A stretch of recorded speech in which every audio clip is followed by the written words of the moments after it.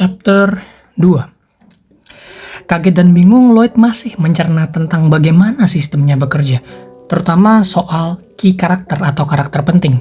Sejenak, Lloyd sadar bahwa di sebelahnya tuh ada ternyata karakter penting itu. Ia melihat ke arah sebelahnya dan di situ ada Javier. Langsung muncul ada poin angka di situ. Rating Lloyd di mata Javier adalah minus 30.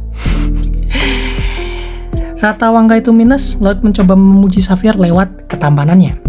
Javier hanya bereaksi sewajarnya, seolah-olah ia sedari dulu gitu kalau dia tuh ganteng. Malah bukannya berkurang ya poin itu, malah nambah dia ya. Kasian juga Lloyd ya. Tapi kayak udahlah, bodo amat ya. Lanjut ke tujuan awal. Lloyd datang ke owner tempat minum-minum itu dan menyuruhnya untuk menandatangani kontrak. Curiga karena tiba-tiba Lloyd datang dengan surat kontrak, Lloyd pun tidak menyerah terhadap tujuannya dalam melunasi hutang-hutang keluarganya. Karena owner tuh masih curiga ya terhadap Lloyd. Lloyd tuh menggunakan pasif skillnya dia, manusia sampah, untuk mengintimidasi sang owner. Sat langsung kelar. Bang Motif pun ngejudge Lloyd gitu. Tapi Lloyd nggak peduli sama sekali. Money is money, cuan adalah cuan. Lloyd langsung memulai pekerjaan, tapi sebelum itu Javier mempertanyakan metode Lloyd yang mengancam owner. Apakah ini benar? Cara seperti ini tuh bagus gitu? Atau cuma akal-akalan Lloyd aja untuk bikin onar lagi? Tidak terima Lloyd dicurigai, ia pun meluruskan cara pandang Javier bahwa itu adalah distorsi kognitif, atau gampangnya tuh kayak penilaian bias atau negatif lah, tanpa mengecek kebenarannya itu benar apa enggak, itu terbukti apa tidak, seperti itu. Nah setelah itu Javier tuh hanya terdiam gitu. Dia nggak nyangka ternyata Lloyd itu bisa loh ngebalas ucapan dia itu dengan baik. Nih, tumben dia bisa jawab omonganku lah kayak gitu. Tiba-tiba Lloyd tuh nyeletuk, aku akan membuat mereka semua tersenyum. Lloyd itu merujuk ke owner dan ibunya yang sakit itu. Javier kaget dengan jawaban Lloyd. Nah disitulah Lloyd mulai mengerjakan proyek penghangat ondol itu, tentu dengan niat dan tujuan yang sangat mulia tentunya. Bukan cuan, tentu saja itu mulia sekali. Mulai dari tanahnya, pondasi dan struktur bangunannya, ya kurang lebih dibutuhkan lah waktu satu minggu sampai terlihat progresnya. Lloyd hampir selesai mengerjakan rumah yang ia janjikan kepada sang owner, tapi tubuhnya tuh ternyata terlalu lemah gitu loh untuk menyelesaikan lebih cepat lagi. Harusnya mungkin kalau dalam taraf tertentu atau dengan fisik tertentu dia bisa lah lebih cepat, tapi karena dia lemah ya, jadi ya seminggu tuh progresnya gitu. Cuman segitulah untuk dunia itu, untuk ya logik dalam komik ini. Meski tubuhnya yang seperti itu, tubuhnya yang lemah, Lloyd itu masih berusaha mengerjakan proyek itu. Hingga pada saat Lloyd kelelahan,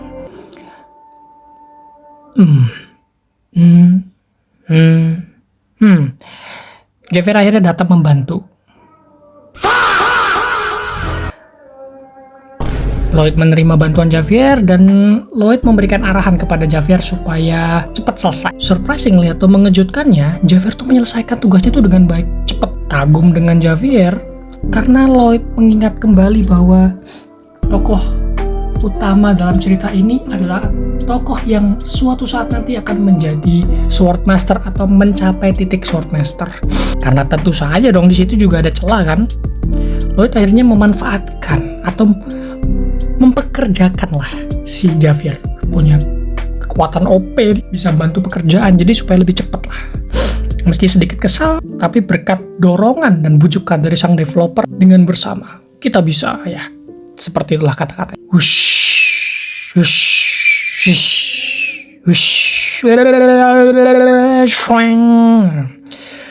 Selesai. Tada. Akhirnya proyek pertama mereka selesai. Disitulah logo legenda musim dingin yang perlahan mendekat. Suara dari kayu yang terbakar. Akhirnya, proyek pertama Lloyd yang berdiri gagah itu memberikan hasilnya. Membuat sang owner dan ibunya merasakan kehangatan dari sistem penghangat lantai itu. Di saat itu juga sang owner berterima kasih kepada Lloyd karena telah membuat ibunya tersenyum. Javier terpaku dalam diam, bergumam dalam hati, tidak menyangka bahwa Lloyd benar-benar membuat mereka tersenyum. Javier lega karena melihat keduanya tersenyum. Lalu motif ini muncul untuk memberitahu bahwa poin minus yang dimiliki Javier ke Lloyd itu akhirnya perlahan berkurang, dibarengi dengan si Lloyd mendapatkan RP. Lloyd sedikit dong menjahili Javier ya, dengan nebak isi kepalanya tuh kan, bener kan, aku bikin mereka senyum deh gitu, biasalah gitu. Cerita pun berlanjut karena proyek pertamanya itu adalah prototipe itu, jadi sebagai sampel untuk menjual kepada warga Frontera. Beberapa hari kemudian Lloyd mencoba meyakinkan warga tentang proyeknya, ya tentu saja dengan tujuan melunasi hutang dan mencari cuan. Wah, ada beberapa warga yang masih merasa meragu meski tahu proyek Lloyd itu berfungsi dengan baik lah ya. Ya namanya Lloyd kan jelek ya, jadi kayak masih ragu lah warga. Tapi ya tidak menutup kemungkinan ada yang merasakan kayak, oh ini beneran bagus nih gitu, benar-benar berfungsi gitu. Testimoni lah bahasanya. Nah, di tengah bisnisnya dengan warga yang lagi deal-dealan dengan kontraknya itu, ada seseorang yang tiba-tiba memanggil Lloyd.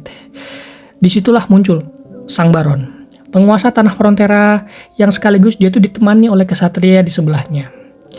Dan Baron itu bernama Arcos Frontera, ayah Lloyd.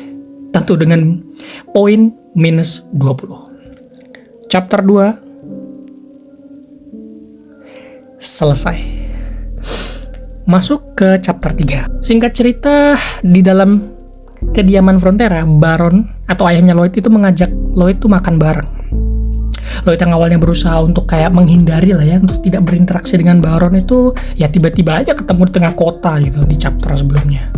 Tanpa basa-basi, Baron langsung nanyain, kamu ngapain gitu? Ya, Lloyd jawab apa adanya aja, ya seperti yang kau lihat gitu. Ternyata dia juga sadar gitu bahwa ayahnya tuh tahu gitu dengan apa yang dia kerjakan, jadi kayak nggak perlu lagi jelasin panjang lebar, kan udah tahu juga gitu. Jadi buat apa nanya gitu? Oh, mungkin dia merasa curiga gitu karena Lloyd akan melakukan penipuan, fraud, atau kayak ngambil duit orang aja gitu, memberikan janji-janji palsu gitu, kayak 19 juta. Nah, Lloyd itu ya karena ya malas lah ya debat, dan dia juga enggan gitu untuk meluruskan, karena mau diomongin apapun juga nggak akan merubah apapun, karena ngomong doang kan, nggak ada aksi, itu kayak percuma. Akhirnya Lloyd menyelesaikan makanannya, berusaha pergi, tapi sebelum itu ayahnya langsung nimpal gitu perihal utang keluarga yang dialaminya gitu. Dan dia tuh meyakinkan Lloyd bahwa ya semua akan baik-baik saja. Di situ ada keheningan. Sekilas Lloyd teringat dengan masa lalunya yang mengalami hal yang persis dengan apa yang dialami keluarga Frontera. Yaitu apa? Finance. Betul, masalah keuangan. Dengan tekad yang sama seperti di awal, Lloyd memutuskan untuk tidak menyerah dan mengajak Baron untuk berjuang bersama gitu. Jangan pernah menyerah. Kita bisa melewati ini. Nah, di situ juga sedikit ada panel yang menunjukkan rasa penyesalan Lloyd lah ya, yang setidaknya dia tuh ingin menyemangati orang tuanya di dunia dia di sana gitu. Tapi entah apa yang terjadi ya. Setelah ia keluar, Lloyd pun memikirkan tentang proyek pembangunan selanjutnya. Nah, di tengah perjalanan dia itu berpapasan dengan dua orang rentenir. Dua rentenir itu langsung pergi ke ruangan Baron dan menagih hutang, memberikan ancaman dan menyuruhnya menjual aset-aset Frontera. Di situ terlihat bahwa Lloyd sedang menguping. Lloyd akhirnya kembali ke kamarnya. Dia yang telah mendapat RP dari kejadian sebelumnya itu bingung ini mau pakai poinnya gimana caranya.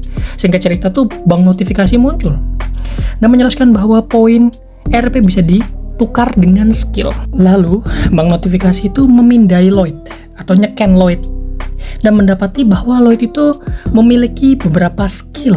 Sempat kaget karena ternyata Lloyd ini memiliki bawaan dari kehidupan sebelumnya. Bawaannya itu apa? Mungkin di sini ini kayak berupa wawasan dan pengetahuan ya, sehingga skill yang dimunculkan itu disesuaikan dengan pengetahuannya Lloyd. Skill pertama, Basic Surveying. Dibutuhkan 15 RP. Skill kedua, basic design, butuh 20 RP. Sacet, langsung gak usah pikir panjang, dengan 36 RP yang Lloyd miliki, yang langsung mengambil 2 skill tersebut. Skill pertama tuh tiba-tiba langsung aktif ya, langsung nyeken aja deh lapangan. Wow, Lloyd sempet shock kan, kaget, nggak perlu pakai alat gitu. Dan skill kedua pun sama, ia bisa menciptakan hologram desain tanpa harus menggunakan alat tambahan. Kedua skill itu jelas akan mempermudah pekerjaan Lloyd ke depannya. Merasa masih belum cukup, Lloyd tuh berharap ya, kayak kalau bisa sih bisa ngesummon alat berat ya, untuk makin membuat pekerjaan ini lebih ringan. Tanpa diduga, itu ada fitur notifikasi, si bank notifikasi itu ada fitur tambahan gitu. Yap, itu adalah fitur summon atau gacha lah ya. Yang mana di setiap satu summonnya atau satu pullnya itu dibutuhkan 50 RP. Lloyd juga membayangkan mungkin akan muncul makhluk-makhluk yang memang fungsinya tuh sama seperti alat berat. Dan itu makin ngebuat Lloyd ingin mendapatkan RP. Karena udah paham nih cara kerja RP itu dapat dari toko-toko tadi, akhirnya Lloyd itu mendatangi ruang tempat ayahnya tadi tuh didatangi oleh 2 rentenir ya. Nah, di saat rentenir itu lagi mengancam atau sedang mengancam Baron, Lloyd datang menyela mereka, menanyakan tentang apakah mereka memiliki surat izin untuk datang ke wilayah bangsawan. Kaget mereka. Keduanya langsung kayak mengelak, dan tanpa menunggu langsung aja Lloyd panggil Javier gitu. Setelah Javier masuk, Lloyd menyuruh Javier untuk langsung memotong tangan kedua rentenir itu karena masuk wilayah tanpa izin gitu. Kedua rentenir langsung takut dong, kabur mereka. Nah, ayah Lloyd itu kaget melihat keduanya tiba-tiba datang, terus nanya apa yang mereka lakukan gitu, kok tiba-tiba kayak interupsi aja gitu. Orang dewasa lagi bisnis nih kayak. Lloyd pun langsung memberikan uang hasil dari proyek yang ia akan kerjakan. Jadi kayak beberapa tuh udah kontrak, bayar dulu, nanti proyeknya akan dikerjakan. Kira-kira ya mirip-mirip yang seperti itulah. Dan ayahnya itu curiga bahwa Lloyd ini malah kayak merampas gitu loh, kayak ngambil gitu. Jadi cuman ngasih janji-janji manis doang gitu. Janji ya. Dan di saat itu juga langsung diluruskan oleh Javier dengan mengatakan bahwa Lloyd akan menyelesaikan semua proyek sesuai dengan kontrak tanpa iming-iming atau janji 19 juta lapangan pekerjaan.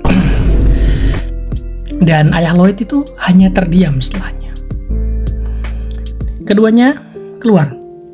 Dan Javier masih kaget bagaimana Lloyd bisa hafal tentang aturan-aturan soal tadi trespassing atau izin dan hukum. Dan ya Lloyd nyeletuk gitu kayak ya entah gimana dia tahu aja gitu. Tapi dalam hati dia bilang itu semua berkat Javier. Kilas balik dari cerita canonnya atau cerita asli novelnya. Nah, tepat setelah kedua Baron dan Baroness wafat, sang rentenir itu masih cari gara-gara loh. Bahkan di depan makamnya. Nah, Javier yang lagi grieving atau lagi berduka tuh langsung aja nebas gitu mereka. Dan pada saat itu Javier juga tidak dinyatakan bersalah di pengadilan gitu.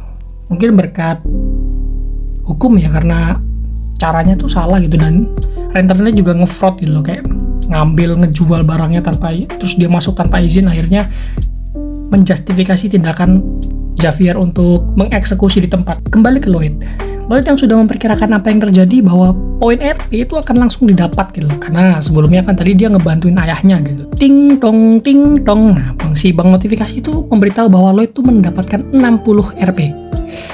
Dan affinity dia dengan ayahnya itu meningkat sebanyak 6 poin. Akhir yang dinanti telah tiba. Lloyd akan mulai summon alat beratnya. Chapter 3 berakhir. To be continue.